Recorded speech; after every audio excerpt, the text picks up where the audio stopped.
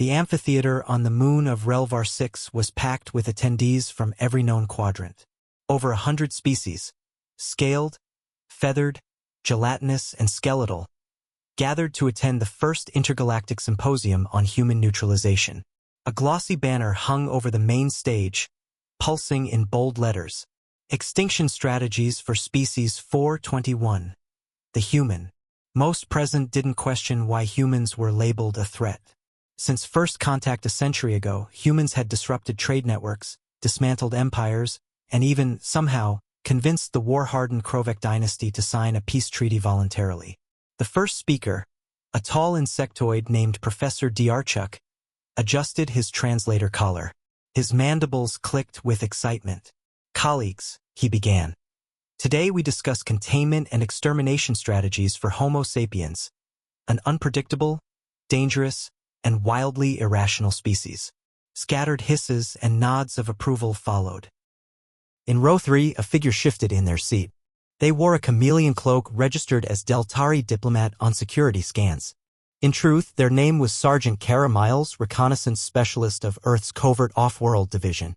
She sipped her imported Grivik nectar and listened. Diarchuk continued, clicking through holos of Earth battles.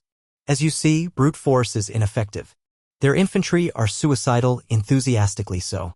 And despite primitive tech, they improvise using sticks, fire, and profanity."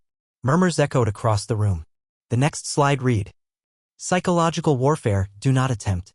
The crowd chuckled. Diarchuk elaborated, attempts to demoralize humans through simulated despair or memory implants only resulted in, well, we received fan mail. One even thanked us for the emotional growth arc. Kara smirked. The next speaker, a floating telepath named Zotel from the Mind or Federation, took the stage. Perhaps disabling communication would halt their coordination?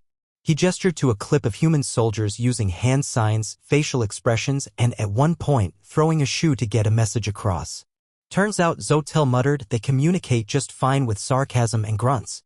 Row 3 shook slightly. Kara was trying not to laugh. Then came General Vactor of the Brachys Legion. Towering and plated in obsidian armor, he spoke with the gravitas of a war machine. "I led the siege of Mars.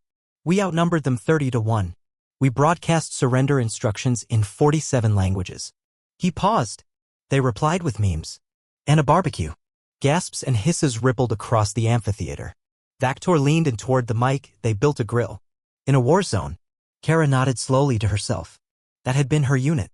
As the final speaker wrapped up with a slide titled, "Why They're Basically Space Goblins," Kara stood up. Casually, all 3 of her hearts were steady. She deactivated her cloak, revealing the Earth emblem on her shoulder. The auditorium froze. Every eye turned toward her. She raised her hand in a friendly wave. "Hi," she said. "Sorry to crash the party. I was just curious what you all thought was going to work." Blasters powered up. Shields shimmered. Kara didn't flinch. "I'd leave peacefully, but now that I've heard your plans," she smiled. "We'll be updating ours." And with that, she tapped a button on her belt. Gone, dissolved into shimmer, extracted by orbital teleport seconds before the first shot fired. Back on Earth in a deep bunker beneath Geneva, she debriefed her commander. "They've got nothing, sir," she said. "They don't understand us at all." The commander chuckled, lighting a cigar. "Good. Let them keep trying." Outside the window, Earth's defense fleet moved silently through the stars, watching. Waiting. Letting the galaxy keep laughing until it stopped.